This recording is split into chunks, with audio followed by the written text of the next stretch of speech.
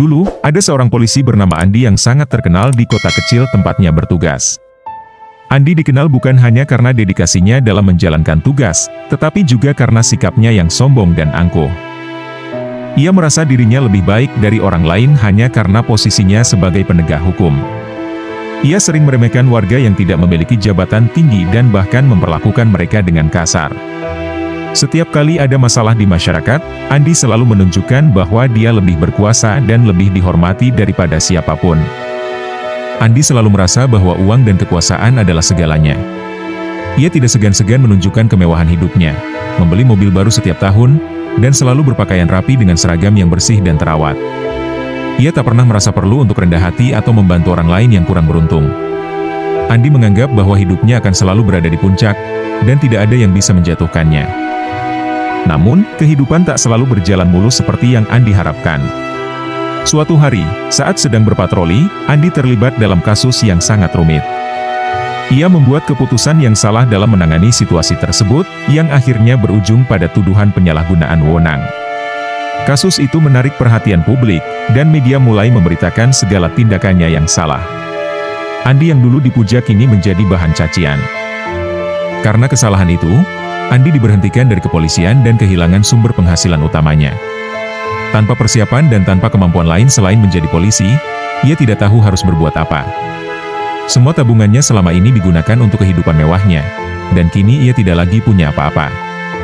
Keangkuhannya yang dulu membuatnya enggan meminta bantuan, dan lambat laun, ia terjerat dalam kesulitan finansial. Hidup Andi kini jauh berbeda. Ia harus berjuang untuk mencari pekerjaan baru yang jauh dari kemewahan yang pernah ia nikmati. Pekerjaan-pekerjaan kecil yang dulu ia anggap rendah kini menjadi satu-satunya pilihan untuk bertahan hidup. Andi belajar dengan sangat pahit bahwa kekayaan dan kekuasaan hanyalah sementara, dan apa yang sebenarnya penting dalam hidup adalah kesederhanaan dan rasa hormat terhadap orang lain. Setelah jatuh miskin, Andi menyadari bahwa hidup tidak bisa selalu bergantung pada status sosial atau uang. Ia pun mulai mencari cara untuk bangkit dari kejatuhan yang menimpanya. Beberapa bulan pertama setelah dipecat, Andi merasa sangat terpuruk. Ia merasa malu, frustrasi, dan kesepian. Tidak ada yang datang menawarkan bantuan, dan Andi merasa dunia seolah meninggalkannya. Ia yang dulu sombong dan angkuh kini harus menghadapi kenyataan pahit. Suatu hari, Andi berjalan melewati sebuah pasar dan melihat seorang penjual tua yang sedang duduk di tepi jalan, menawarkan barang dagangannya. Andi berhenti sejenak, melihat pria tua itu dengan cermat. Meskipun penjual itu mengenakan pakaian sederhana, senyumnya yang ramah dan sikap rendah hati membuat Andi terkesan. Ia merasa ada sesuatu yang berbeda dari pria tua itu, tidak ada kesombongan, hanya kedamaian. Andi, yang saat itu sudah putus asa, memutuskan untuk berbicara dengan penjual itu. Mereka mulai berbincang, dan Andi akhirnya menceritakan kisah hidupnya. Penjual tua itu mendengarkan dengan penuh perhatian, dan setelah Andi selesai bercerita, ia berkata dengan lembut, "Anakku, hidup itu seperti pasar ini. Ada yang datang dan pergi. Kadang kita berada di atas, kadang di bawah.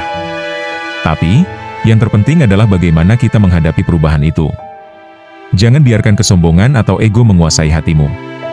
Belajarlah dari setiap pengalaman, baik yang manis maupun yang pahit." Kata-kata itu menyentuh hati Andi.